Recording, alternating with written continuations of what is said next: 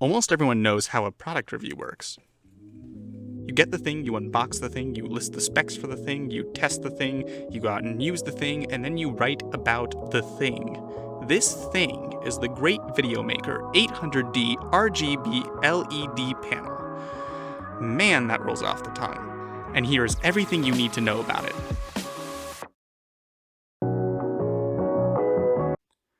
I bought it on Amazon.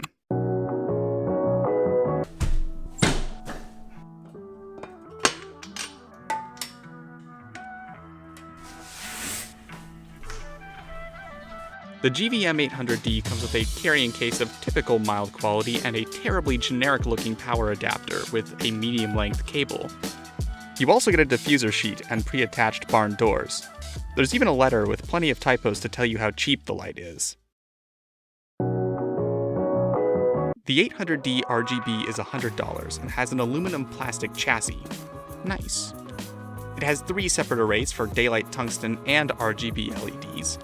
This means it can function as both a bicolor and an RGB light. The light has 0 to 100 dimming, with saturation adjustment for the RGB mode. I'm skeptical of the advertised 97 CRI rating, but I'll suspend my disbelief for now. The 800D also has Wi-Fi control via mobile app and can link with other lights in a master-slave configuration. Power can be delivered via the included adapter or a pair of Sony NPF batteries. The user interface is surprisingly okay. The left knob adjusts brightness, and the right knob adjusts mode-specific settings like color temperature or hue. Click the right knob to toggle lighting modes. The 3200 to 5600 Kelvin bicolor mode combines the tungsten and daylight arrays. Peak output is at around 4400 Kelvin, and either end of the range turns off the array at the opposite end. The transition can be a bit jarring and reduces brightness. The 800D is already pretty bright though. It easily passes up my extremely bright and extremely budget Neewer CN160s at max power. The RGB mode is powerful too, so overall output is good. This is where things go downhill. I didn't test Wi-Fi controller light chaining. The app listing looks shady. I'll pass. Settings are adjusted in increments of 5, but the actual adjustment of the light doesn't really match. 5% brightness looks more like 30 or 40%. The RGB mode really takes the cake on weird though.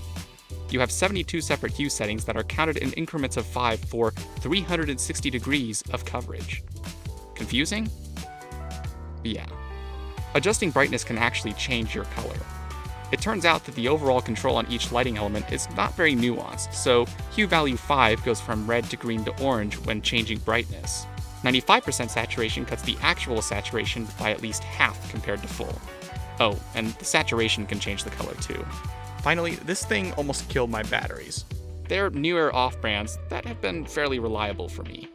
GVM recommends NPF 750s, but NPF batteries are mostly the same except for capacity, so these should have worked. I turned on the light and nothing happened, and the batteries didn't work again until I stuck them back in the charger for a minute. The batteries are okay and needed some counseling to recover, but I definitely wouldn't trust this light with any of them. Looks like I'll be sticking to wall power. I was originally looking for a good RGB kicker, but overall, I just can't recommend the GVM 800D RGB. So many weird things are going on here that I don't even want to try and use it in other work. I also purchased a smaller RGB panel from GVM to give them a second shot, and while that one doesn't almost deep fry my batteries, it has the same LED controller design flaws as the 800D.